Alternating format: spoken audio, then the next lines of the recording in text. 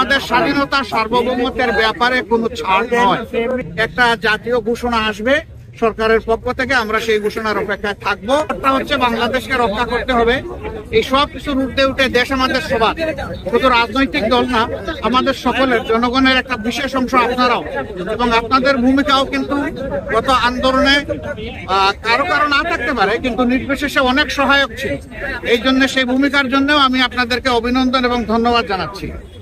আগামীর বাংলাদেশ গঠনে পথে পথে আমরা বিভিন্ন অন্তরায় দেখতে পাচ্ছি, বিশেষ করে পার্শ্ববর্তী দেশ, তারা আমাদের প্রতিবেশী। আমরা তাদের সাথে সৎ প্রতিবেশী সুলভ সম্পর্ক চাই, কিন্তু সাম্প্রতিক কিছু ভূমিকা ছিল অত্যন্ত উস্কানিমূলক, অসহিষ্ণু, অগ্রহণযোগ্য। আপনারা এটা দেখেছেন। মিথ্যা তথ্যের উপর নির্ভর করে বাংলাদেশকে কলুষিত করার জন্য, এই সরকার এবং জনগণকে ব্যর্থ করার জন্য তারা দুনিয়ার বিভিন্ন জায়গায় অপপ্রয়াস চালাচ্ছেন এবং অপপ্রচার চালাচ্ছেন। আমরা এগুলার নিন্দা জানিয়েছি সকলের সম্মিলিত ভাবে। আমরা একটা জায়গায় সবাই আমরা একমত হয়েছি যে আমাদের স্বাধীনতা সার্বভৌমত্বের ব্যাপারে কোনো ছাড় নয়। এখানে আমরা সিমেন্টেড থাকবো, যেমন অতীতে ছিলাম, যেমন সম্প্রতি ৫ আগস্টে এই ২৪ সালে আমরা ছিলাম, এটাই আমাদের অব্যাহত থাকবে। এখানে পরামর্শ এসেছে রাজনৈতিক শীর্ষ নেতৃবৃন্দের সাথে, যেমন মত বিনিময় হয়েছে, ছাত্র সংগঠনের সাথে হবে, বিভিন্ন ধর্মীয় সম্প্রদায়ের সাথে হবে, আপনাদের সাথে হবে। আমরা সেই প্রস্তাব রেখে এসেছি এবং আমরা আশা করছি আপনাদের সাথেও মত বিনিময় হবে। এই সমস্ত অংশীজনদের সাথে মত বিনিময়ের পরে একটা জাতীয় ঘোষণা আসবে সরকারের পক্ষ থেকে, আমরা সেই ঘোষণার অপেক্ষায় থাকবো এবং এই ক্ষেত্রে আমাদের যার যা প্রয়োজনীয় পরামর্শ আমরা সেটা দিয়ে সরকারকে সহযোগিতা করব।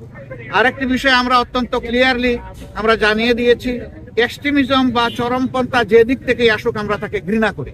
এটাকে আমরা কোনো অবস্থায় প্রশ্রয় দিব না এবং মেনে নেব না। এটা যে রূপ নিয়েই আসুক, সকল রূপের আমরা চরমপন্থাকে আমরা ঘৃণা করব এবং প্রশ্রয় আমরা দিব না কেউ। এই ব্যাপারে আমরা সকলে একমত হয়েছি। আরো অনেকগুলা বিষয়ে কথা হয়েছে।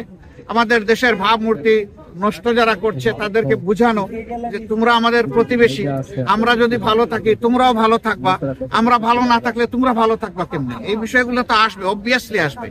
তো সেই বিষয়গুলো নিয়েও আলোচনা হয়েছে। আমরা আশা করছি জাতি ঐক্যবদ্ধভাবে ইনশাআল্লাহ আগামী দিনের সকল চ্যালেঞ্জ মোকাবেলা করে আমরা চূড়ান্ত সফলতার দিকে এগিয়ে যাব। চূড়ান্ত সফলতা অর্জন না হওয়া পর্যন্ত আমাদের ঐক্য অটুট এবং মজবুত থাকবে।